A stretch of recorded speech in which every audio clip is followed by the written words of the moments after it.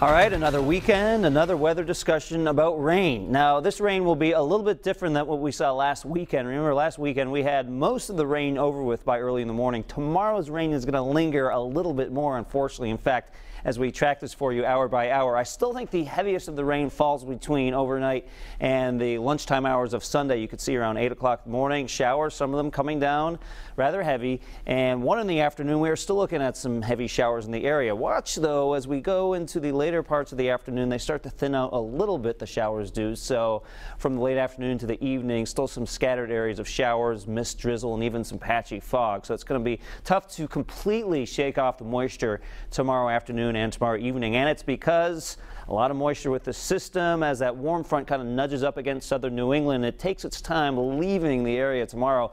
This center of low pressure, that zips by to the north, and that will suck in some of that mild air, and that will hang around for a couple of days before things really start to cool off by Tuesday and Wednesday. But a few mild days to enjoy before that happens if you like the milder weather. In fact, tomorrow likely starts in the 40s with some of the heavier showers, but by around 2, 3 o'clock in the afternoon, we should start to approach the low 50s, especially along the south coast. In fact, as we look at these coastal temperatures, you will be the closest to the mild air as it approaches, and that's why by the mid-afternoon you may actually be in the upper 50s here for Westerly, Charlestown, Narragansett.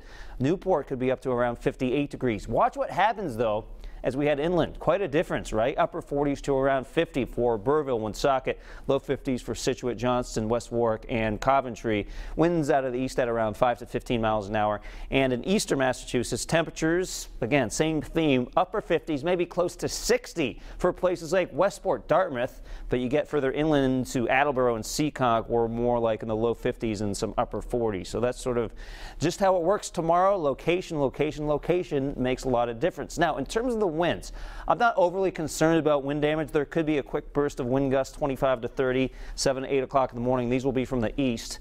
And then watch what happens as we head later into the day. The winds actually shift around from the south and southeast as that storm starts to depart.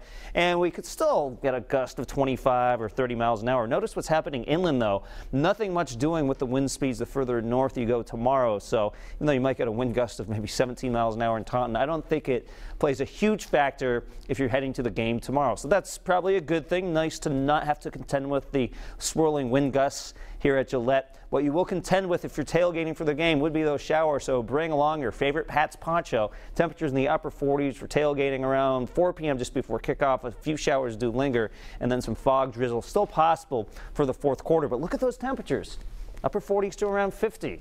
At least it's not a cold day to watch the game tomorrow. Now, in the 7-day forecast, you'll see we go back into the 30s Tuesday, Wednesday, with low temperatures back into the 20s. Next weekend, of course, I'm talking 8, 9 days away, there could be something brewing here in terms of a rain or snowstorm. That would be next Sunday into Monday, but way too early to go into the details. But you may be seeing rumors about that on social media. That is something we will certainly keep an eye on. All right, for now, it's dry. Yes. Thanks, Pete. Coming up in Sports on Eyewitness News at 10, a big day for college hoops in Rhode Island.